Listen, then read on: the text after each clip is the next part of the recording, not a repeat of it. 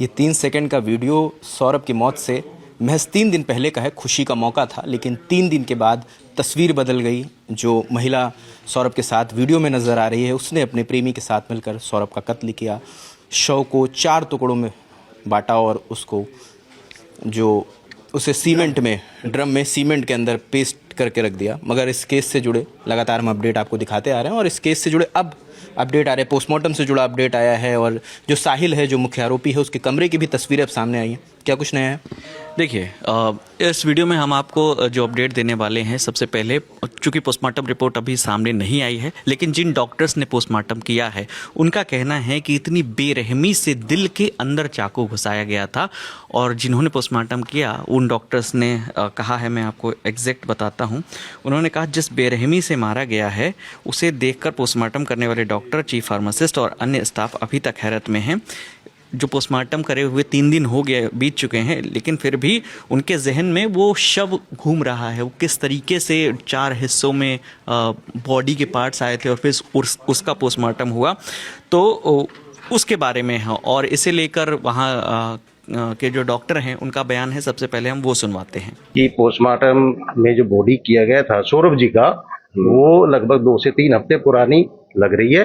और उसमें जो बोन थी या विसरा थे वो भी झुलमुल हो गए थे। हड्डी, जो दांत होते हैं वो भी शायद ढीले हो गए थे और शायद कई टुकड़ों में बॉडी विभाजित थी और ब्रेन में वाइटल ऑर्गन्स में खून न पहुंचने की वजह से मौत हो सकती है। इसमें शॉक एंड हेमरेज वाली बात हो सकती है, जैसे इन केसों में होता है। तो बयान तो सुन लिया आपने। अब हम थोड़ा सा एक बार टाइमलाइन को बता देते हैं।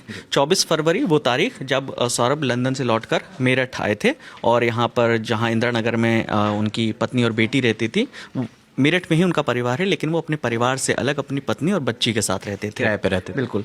25 तारीख को पत्नी का बर्थडे मनाया और 25 तारीख को उनकी वाइफ का बर्थडे होता है, मुस्कान का, वो मनाया, घर में पार्टी हुई। 28 तारीख को 3 दिन बाद बेटी का बर्थडे था, जो उनकी 5 साल की बेटी है, पीहू का बर्थडे। और जो शुरुआत में हमने वीडियो दिखाया 3 सेकंड का वीडियो, ये वीडियो उसी बर्थडे का है।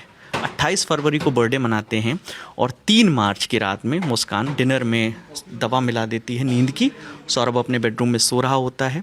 फिर मुस्कान अपने प्रेमी साहिल को फ़ोन पे बुलाती है और फिर वो लोग उसका मर्डर करते हैं, उसकी डेड बॉडी को कई टुकड़ों में बांटते हैं। जिस दिन ये हत्या की उन लोगों ने अपने प्रेमी के साथ मिलकर, उस दिन पीहू उसी घर में मौजूद थी, सो रही थी दूसरे कमरे में। उसके बाद 4 मार्च को वो मुस्कान अपनी जो बेटी है पीहू, उसको अपनी माँ के घर यानी पीहू की नानी के घर छोड़ के और वहाँ चली जाती है शिमला और करीब 13 दिन वहाँ रहती है। 17 मार्च को लौटती है।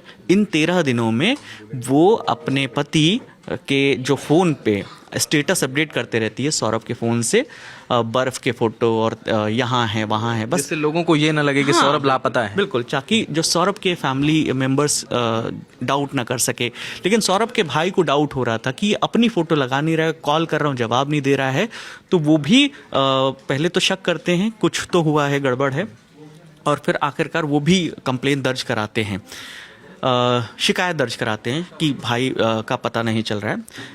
फिर 17 मार्च के बाद जब 18 मार्च को जब वो घर लौटती है और फिर वो अपनी माँ से बताती है, क्योंकि बेटी कह रही होती है मुझे पापा से मिलना, पापा कहाँ हैं, पापा कहाँ हैं, तब जाके वो अपना पूरा जो उन्होंने किया था अपनी माँ को बताती है। फिर उसकी माँ अगले दिन कहती है कि थाने लेके जाती है और वहाँ पे फिर ये पूरा मामला खुलता है। फिर दोनों को हिरासत में लिया जाता है और पता चलता है कि उन्होंने मर्डर करके बॉडी को 4 टुकड़ों में कर एक बॉक्स में डाला और फिर उसमें ड्रम में डाला। प्लास्टिक का ड्रम था, ड्रम में सीमेंट डाल दिया और पानी डाल दिया।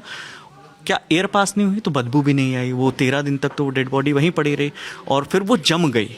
और जब उसने पुलिस वालों को बताया कि इसमें डेड बॉडी है तो मानने को तैयार नहीं हुए। जब फिर उससे कड़ाई से पूछताछ की तो उन्होंने कहा इसके अंदर हमने ऐसे ऐसे डाला है।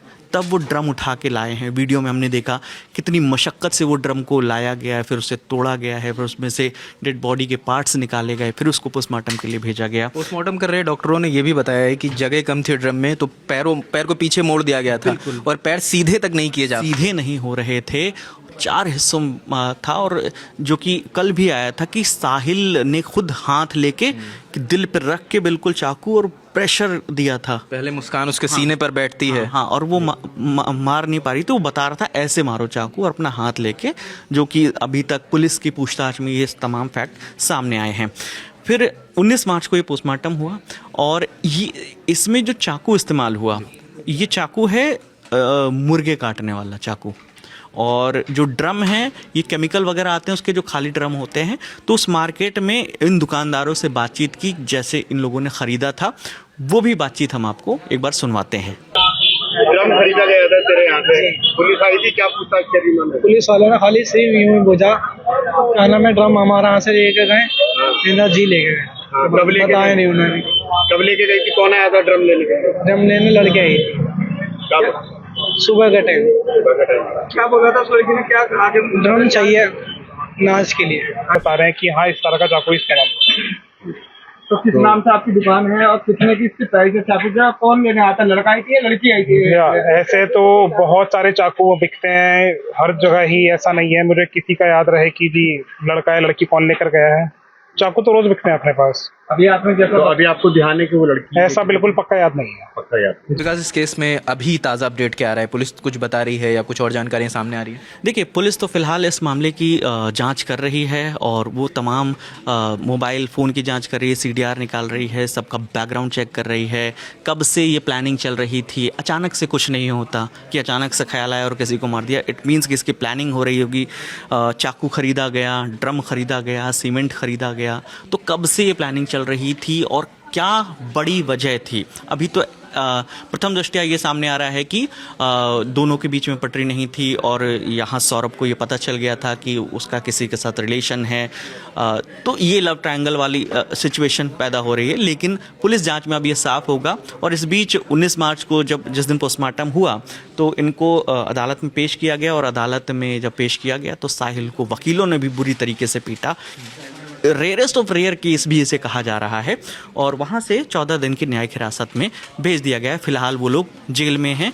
अब 14 दिन बाद जब न्यायिक हिरासत में है, अब आगे अपडेट आएगा, और पुलिस की इधर फिलहाल जांच चल रही है। मुस्कान की मां का भी लगातार बयान आ रहा है कि वो भी डिमांड कर रही हैं कि बेटी ने जो कृत्य किया है उसकी सज़ा सिर्फ मौत है, उन्हें मौत की सज़ा देनी। बिल्कुल, वो कह रही मैं अपनी बेटी के पक्ष में हूँ ही नहीं। जो उसने काम किया है, जो कांड किया है, उसकी कोई माफ़ी हो ही नहीं सकती। ये वो अपराध नहीं है कि जो सॉरी बोलकर मतलब कुछ इसमें हो जाए। तो उन्होंने कहा कि कड़ी से कड़ी सी सज़ा दी जाए, फांसी दी जाए। हमारा दामाद बहुत प्यार करता था, बिल्कुल ब्लाइंड लव करता था, लेकिन इसने विश्वास तोड़ा है, और दोनों को फांसी की मांग की गई है। साहिल की नानी ने भी कहा है कि अगर उसने ऐसा किया है तो उसके साथ वही होना चाहिए। शायद उस दौरान तीर्थ यात्रा पे थी। बिल्कुल। तो ये ताज़ा अपडेट, ये ताज़ा अपडेट है मेरठ से जुड़े जो भी अपडेट हैं। ऐसा ही केस एक जयपुर में भी हुआ है कि उसमें भी यही केस है कि पति पत्नी होता है, पति सब्ज़ी बेचने का काम करता है, पत्नी कहीं जॉब कर रही होती है, उसे उसके साथ मोहब्बत हो जाती है, वो लोग मिलकर पति को मार के बोरे में जंगल ले जाते हैं और वहाँ आग लगा देते हैं। वो भी रिपोर्ट हमने कर दी है, वो वीडियो भी देख सकते हैं। तो मेरठ से जुड़ा ये अपडेट था। आगे जो भी अपडेट होगा वो आपको बताते रहेंगे। हमारे साथ विकास थे, कैमरे के पीछे मोहन है, मेरा नाम रजत है। देखते रहिए द ललन टॉप। शुक्रिया।